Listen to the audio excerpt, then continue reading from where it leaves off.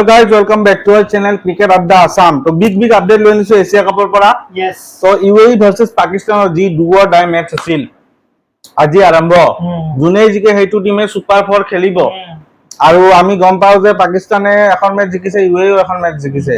তো আৰু যোনটো আমাৰ ইণ্ডিয়া টিমৰ লগত যোনটো ড্ৰামা হয়, হ্যান্ডশেকৰ হয়, হ্যান্ডশেক নকৰাৰ ফলত পাকিস্তানে কি কৰিলে, ডিমান্ড কৰিলে যে এনডিপ পাইক্ৰফ যি মেচ ৰেফাৰী আছিল তেওঁক খেলিব না, মানে তেওঁ পাৰ্টিসিপেট কৰিব নালাগে, এখন মেচত থাকিব নালাগে, তেতিয়াহে পাকিস্তান খেলিব, নহলে পাকিস্তানে বয়কট কৰিব এছিয়াকে। মানে এছিয়া কাপখনৰ পৰা পাইক্ৰফটক মানে ওলাই দিব লাগে আৰু তেওঁলোকৰ মানে ডিমান্ড আৰু বেলেগ মেচ ৰেফাৰী ৰাখাত। এতিয়া লেটেষ্ট খবৰ অলপ আগতে শুনিছিলো পাকিস্তানে নেখেলে 2 ঘণ্টা মান আগত।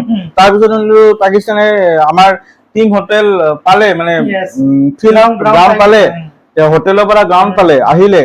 এতিয়া আহিছে লেটেষ্ট খবৰ যে এই মেচখন 1 ঘণ্টা পিছুৱাই দিয়া হৈছে।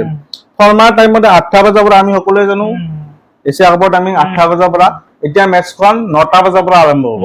আৰু 9টা বজাৰ পৰা যদি হয় হিচাপ মতেতো আধা ঘণ্টা আগত টছ হ'ব লাগে মানে 8:30 টছ। ইয়েস, তো এতিয়া চাবলগীয়া হ'ব টছ হয়নে নহয়। এটা লেটেষ্ট সোৰ্সৰ মতে খবৰ মতে আমি গম পাওঁ যে 9টা বজাৰ পৰা মেচখন হ'ব। তো এইটোৱে আছিল লেটেষ্ট খবৰ। ইয়েস, UAE ভাৰ্চেছ পাকিস্তান, আৰু বিৰাট ডাঙৰ গেম হ'ব এইখন, do or die knockout match type. কাৰণ ইণ্ডিয়াৰ লগত পাকিস্তান আৰু সেকেন্ড টাইমৰ কাৰণে খেলিব নে নাই সেইটো আজি ডিসাইড হ'ব। গতিকে পাকিস্তানে কিন্তু ভাবিব লাগিব যে আমি যদি UAE ৰ লগত জিকো, ইণ্ডিয়াৰ লগত খেলিব, আৰু ইণ্ডিয়াৰ লগত মেচ হোৱা মানে কি পইচা পইচা লাগে।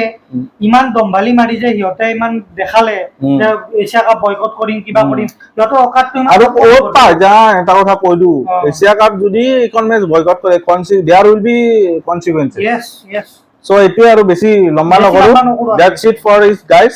If you like the video, subscribe the channel, share it with your friends and do comment. Thank you.